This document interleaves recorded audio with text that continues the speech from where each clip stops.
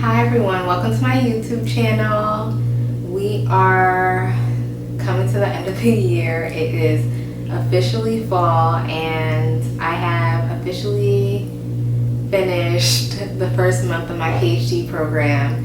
And oddly, it's like almost midterm time because I think my last assignment is due the first week of December. So this is going so fast and it's been an exciting journey. I decided to make this video just to talk about how it's been transitioning back to being a student. And I'm also going to give you guys some tips of how to deal with this online learning. We're all learning together, really trial and error, because this is the first time that a PhD program has been online at Penn. That's a doctoral program online is not usually something that you hear about. So the way that my program was structured to begin with, we had a week of a whole bunch of Zoom meetings and discussions. It was called, I think New TA boot camp or something. Like my boot camp and my new student orientation were in the same week. I was on Zoom for like 9 hours straight for that whole week and it was crazy. I ended up taking off from work. I didn't work for about 3 weeks to just get acclimated into getting back into school, and I'm glad that I did it that first week because it was just crazy. So my first tip is, if you can, when you're transitioning back to school, if you haven't done so this semester and are planning to do so next semester, if it's something that you can do, try to take some time off from work just to deal with being a student again and deal with being a student online, because there's so many moving parts and everyone's just trying to figure out what to do and what they should be doing. It's been really interesting, to say the least. So after the first week, I started my regular classes. I'm taking 3 classes right now, 2 PhD nursing classes and 1 biostat class that's taught by the sociology department. I took biostat for healthcare professionals at the University of Maryland, and that was way more intense. So it's been going pretty well. My second tip in reference to all of that, though, that I had to learn is to make a schedule. Some classes are synchronous, some classes are asynchronous. Even if they are synchronous, sometimes they record them with the intent that you will watch them later, because some people are in different time zones. But just make sure you watch them and you don't fall behind, because I was here today watching like 3 biostat lectures because I was playing catch up, and it's not the funnest thing to do, and thankfully I have the time to do it because I don't have much responsibilities outside of school. I'm not married, I don't have children.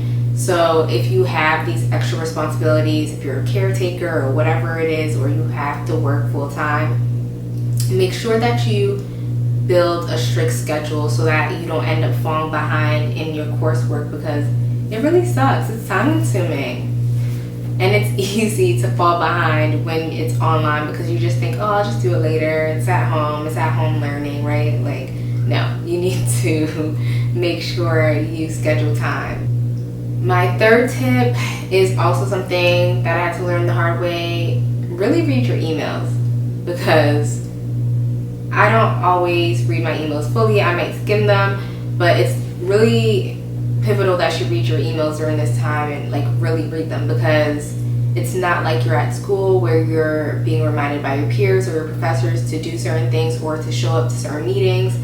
Everything's in your email. And I also use the calendar function on my email so that it reminds me, and it has the Zoom link in it if I have a meeting or an extra class or seminar or something to attend, and that's been helpful. I use my planner as well, but having those electronic reminders really helps. So that's definitely something I highly suggest when it comes to this online learning, is not only having a schedule, but having it in many different places, written in a planner and kind of online system because it's been really beneficial for me. Another tip that I have is to try to network and meet people the best that you can. I know some schools and clubs and organizations do online happy hours, or if you feel comfortable doing socially distanced events, definitely do that. I am lucky enough to have met my roommate during interviews, so I have her, and there's a couple of other people that I've met through class, but I mostly talk to my roommate. She lives with me, so it's easy.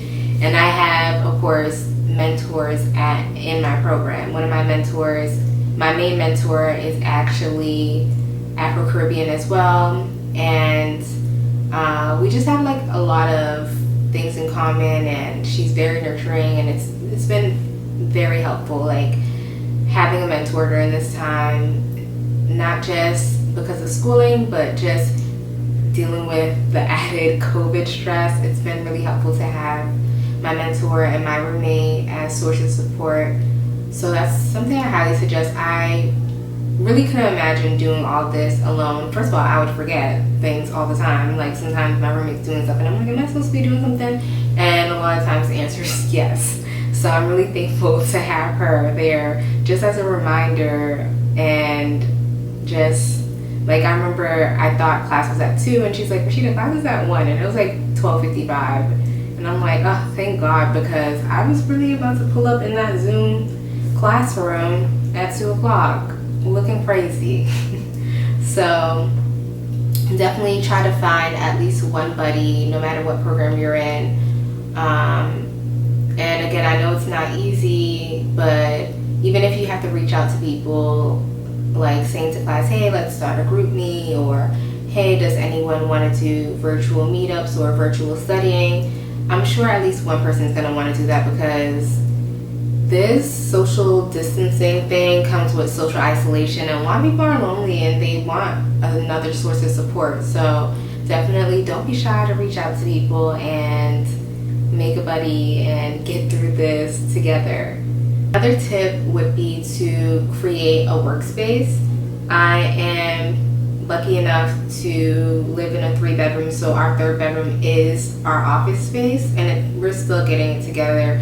We want to decorate it and make it cute, but if you don't have an office space, try to carve out a space in your home where it's just yours, just for work, just so you're not doing work everywhere. You know, doing work in your bed can affect your sleep habits and cause insomnia, and then you don't want to just be doing work in places where you can't focus or where there's a lot of noise. And of course, we're not all privileged enough to be able to carve out a space, but if you can, try your best to do so. Try to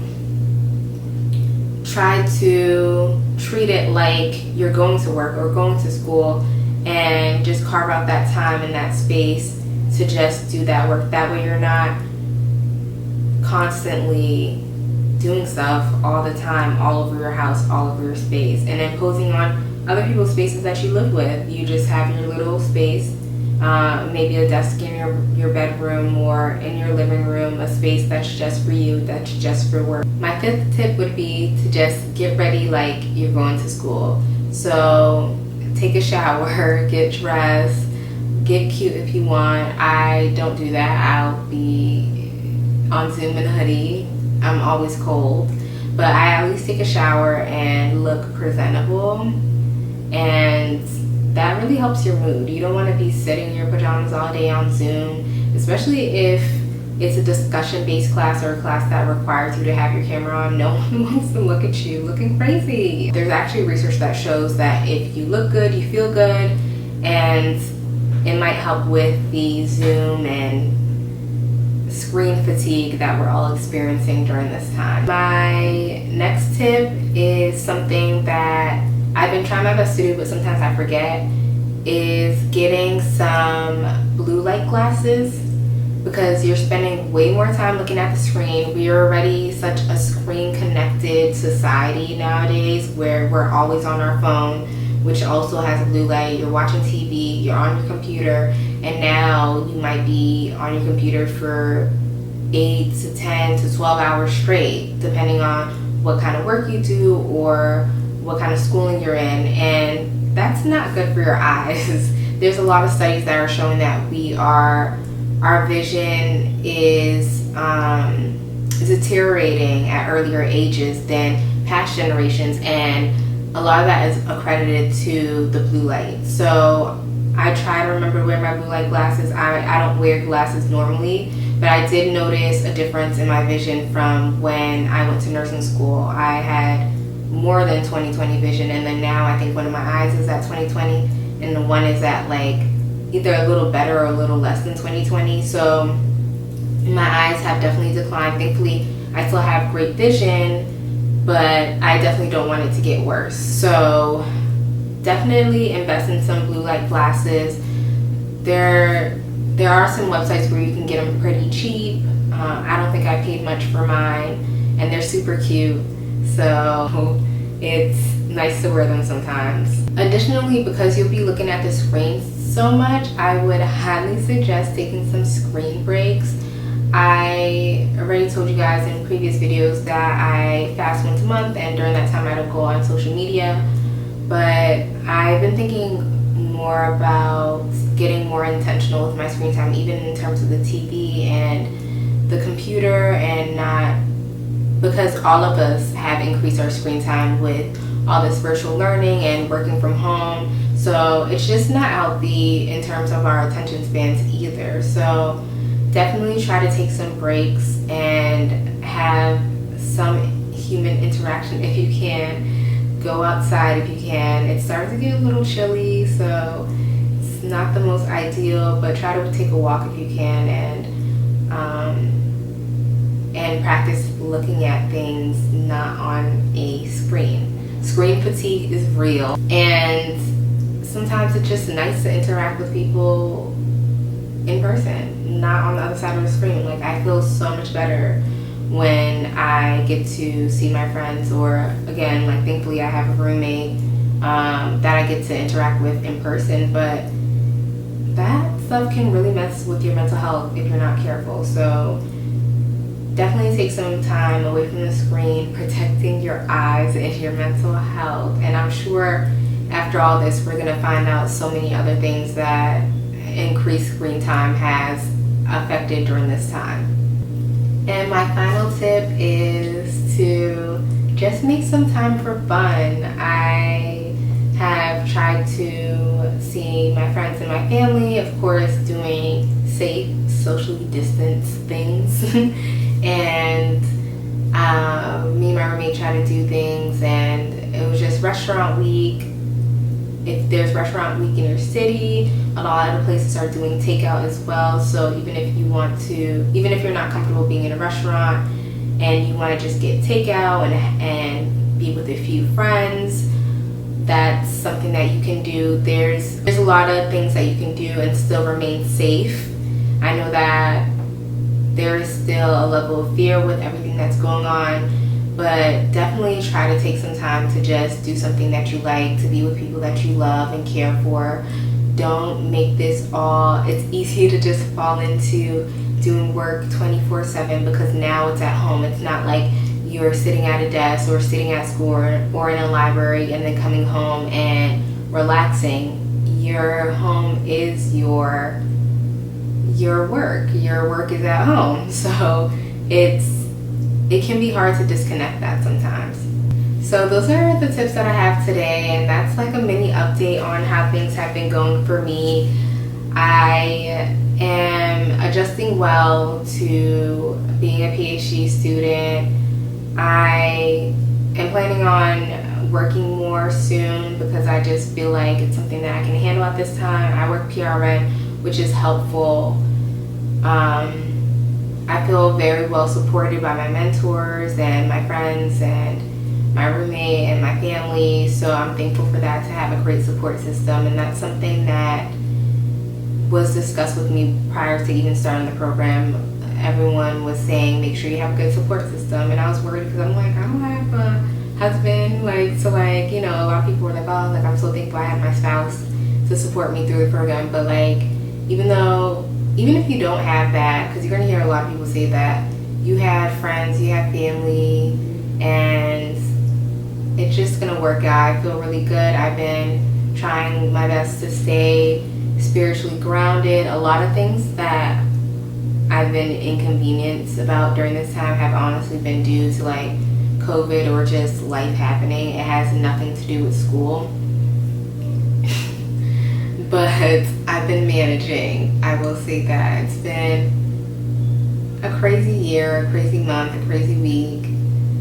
But God is good, and I'm here and I'm doing it, and you're here and you're doing it, and it's not easy, but we're doing it. So we're gonna get through this together. I think I'll have way more to say about all this come December when the semester's ending, and I have more of a handle on things. I'm just really happy right now to just be here and to not currently have imposter syndrome. That's something that I guess comes and goes with this process sometimes.